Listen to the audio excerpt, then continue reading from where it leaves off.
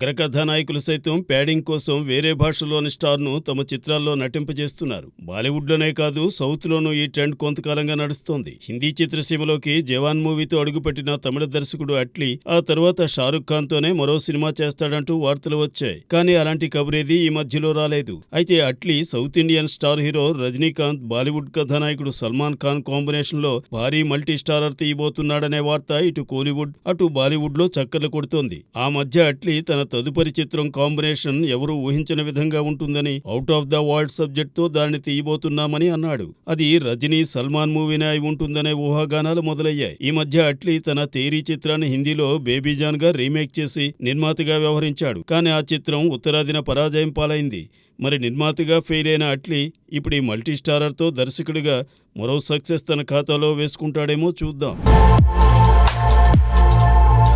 తాను నిర్మించిన నానుం రౌడీదాన్లోని సన్నివేశాలను అనుమతి లేకుండా నెట్ఫ్లిక్స్ డాక్యుమెంటరీలో ఉపయోగించారంటూ నయనతార, నెట్ఫ్లిక్స్ సంస్థ మీద హీరో, నిర్మాత ధనుష్ కోర్టుకెక్కారు. తనకు నయనతార, నెట్ఫ్లిక్స్ సంస్థలు నష్టపరిహారంగా 10 కోట్ల రూపాయలు ఇవ్వాల్సిందిగా ధనుష్ కోరాడు. ఈ కేసు కోర్టులో ఉండగా దీనిని కొట్టివేయాలంటూ నెట్ఫ్లిక్స్ సంస్థ ఓ పిటిషన్ వేసింది. దీనిని విచారించిన మద్రాసు హైకోర్టు స్వీకరణకు తిరస్కరించింది. ధనుష్ డిమాండ్లో న్యాయం ఉందని, దాని మీద వాదోపవాదాలు జరగాల్సిందేనని మద్రాసు హైకోర్టు అభిప్రాయపడింది. ఫిబ్రవరి 5న ధనుష్, నయనతార నెట్ఫ్లిక్స్ పై వేసిన కేసు విచారణకు రాబోతోంది. ఈ నేపథ్యంలో తమకు ఊరట లభిస్తుందని భావించిన నయనతార, నెట్ఫ్లిక్స్ కు కోర్టులో చుక్కెదురైందనే చెప్పాలి.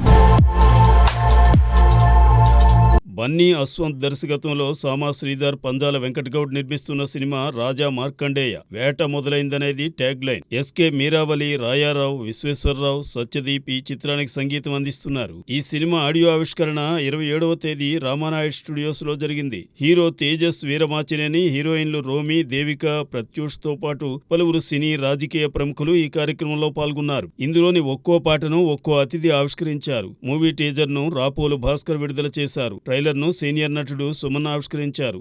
చిత్రంలోని శివయ్య పాట చాలా బాగుందని, రాబోయే శివరాత్రి రోజున ప్రతి దేవాలయంలో ఈ పాట మార్మోగుతుందని సుమన్ చెప్పారు.